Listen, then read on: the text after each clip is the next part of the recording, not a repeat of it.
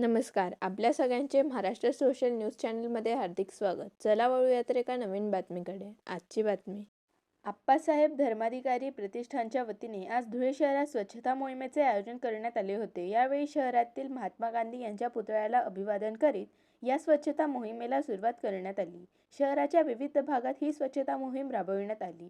आप्पासाहेब धर्माधिकारी प्रतिष्ठानच्या वतीने आयोजित स्वच्छता मोहिमेत महापौर मायादेवी परदेशी, उपमहापौर ज्योत्स्ना पाटील यांच्यासह राजकीय आणि सामाजिक क्षेत्रातील पदाधिकारी, कार्यकर्ते तसेच आप्पासाहेब धर्माधिकारी प्रतिष्ठानचे पदाधिकारी आणि कार्यकर्ते सहभागी झाले होते. आप्पासाहेब धर्माधिकारी प्रतिष्ठानच्या वतीने विविध सामाजिक उपक्रम राबविण्यात येत असतात. त्यातलाच एक भाग म्हणून आज स्वच्छता मोहीम राबविण्यात आली. आदरणीय डॉक्टर श्री नारायण तथा नानासाहेब धर्माधिकारी यांच्या जन्मशताब्दी वर्षपूर्तीनिमित्त डॉक्टर श्री नानासाहेब धर्माधिकारी प्रतिष्ठान रेवदंडा, तालुका अलिबाग, जिल्हा रायगडच्या वतीने तसेच महाराष्ट्र भूषण तसेच पद्मश्री पुरस्काराने सन्मानित आदरणीय तीर्थरूप डॉक्टर श्री आप्पासाहेब धर्माधिकारी यांच्या मार्गदर्शनाने तसेच डॉक्टर श्री सचिनदादा धर्माधिकारी यांच्या मार्गदर्शनाने आज संपूर्ण भारतात महास्वच्छता अभियान राबवण्यात येत आहे. त्याचप्रमाणे धुळे शहरात देखील दरवर्षीप्रमाणे आज स्वच्छता अभियान राबविण्यात येत आहे.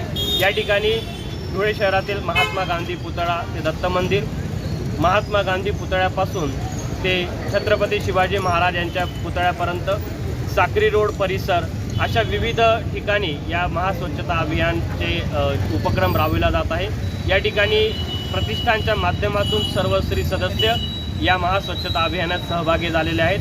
वेळोवेळी प्रतिष्ठानच्या वतीने भारत तसेच भारतासह अमेरिका, ऑस्ट्रेलिया, जॉर्डन अशा विविध देशांमध्ये प्रत्येक आठवड्याला स्वच्छता अभियान राबवण्यात येत असते आणि प्रतिष्ठानच्या वतीने सर्व सदस्य अतिशय उत्साहाने या महास्वच्छता अभियानामध्ये सहभाग घेत असतात.